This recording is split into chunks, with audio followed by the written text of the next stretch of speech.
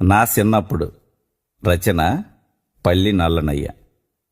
నా చిన్నప్పుడు ఏకులు లేచిపోయి యాప్ పొలలతోనో నేరడు పొలలతోనో పళ్ళు తోముకునేవాళ్ళు. కొంతమంది అయితే పిడక కచ్చితోనో మసిబొగ్గుతోనో పళ్ళు తోముకొని తాటిరేకులతో నాలుక మీద ఉన్న పాసిన గీసుకునేవాళ్ళు. మగోళ్ళు అయితే నూతి దగ్గరే సేదలతోని నీరు తోడుకొని అక్కడే నీళ్లు పోసుకొని తానం చేసేవాళ్ళు. చలికాలంలో ఈ నీళ్ళు ఎచ్చగా ఉండేవి. ఎండిన పొల్లలతోనో పిడకలతోనో లేకపోతే చెరుకు తొక్కుతోనో 2 ఆయిలాయిల పొయ్యి మీద ఒక పొక్కల మీద తానంక సైట్లో నీరు మరగబెట్టేవాళ్ళు.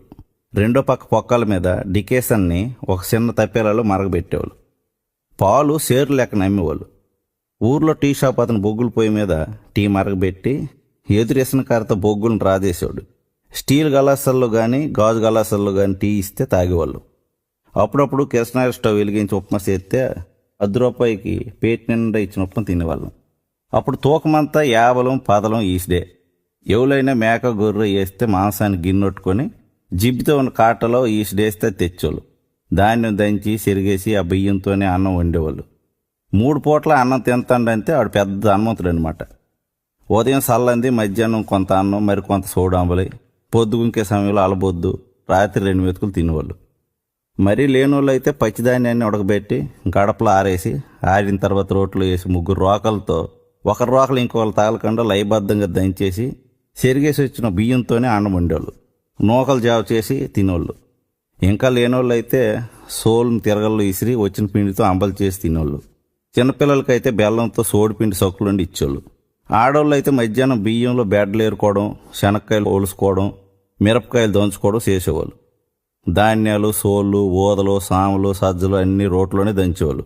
పచ్చళ్ళన్నీ రుబ్బు రోట్లోనే రుబ్బేవాళ్ళు. కుడుములు, గోధుమ నూక ఉప్మా, అట్లు అప్పట్లోనే తిప్పినీలేవన్నమాట. రాత్రిపూట అడుక్కునేవాళ్ళు. మాధవ కాలం తల్లి అని ఇంటి ముందు నిలబడితే వాళ్ళకి అన్నం కూర వేసేవాళ్ళు. రైలు పెట్టిలాంటి ఇంట్లో గడపలో కొందరు, మధ్యంట్లో కొందరు, వంటింట్లో కొందరు రాత్రిపూట పడుకునేవాళ్ళు. జ్వరం వస్తే డాక్టర్ నాడిని చూసి నూకలు తినమని ఏవో మాత్రలు ఇచ్చాడు. అతగాని తగ్గిపోద్దని భుజం మీద నిమిడినప్పుడు సంగూరు జబ్బు అక్కడే తగ్గిపోయేది. పుస్తకాలకు ఎవడైతే అట్లవి ఇవి వేసి నలపకుండా ఉంచుతాడో వచ్చే సంవత్సరానికి ఆ పుస్తకాలని సగం రేటుకే కొనడానికి ముందుగానే బుక్ చేసుకునేవాళ్ళు. నోట్బుక్లు, తెల్ల కాగితాలు టావులు కొనుక్కొని మధ్య కుట్టు వేసుకుని రాసుకునేవాళ్ళు. కిందట ఏడాది నోట్బుక్ల్లో మిగిలిపోయిన తెల్ల కాగితాలన్నీ కలిపి ఒక రఫ్ బుక్ కుట్టుకునేవాళ్ళు.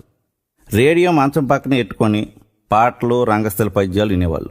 యాసీకాలం ఆరుబయటే మంచాలు వేసి తొంగునేవాళ్ళు. లోపల ఒక్కపోస్తే వేసిన కారుతో ఇసురుకొని నిద్రలోకి జారుకునేవాళ్ళు. సైకిల్ నేర్చుకోవడానికి గంటకు 10 పైసలు అద్దిచ్చి సైకిల్పై మంకీ తొక్కి వెనక ఫ్రెండ్స్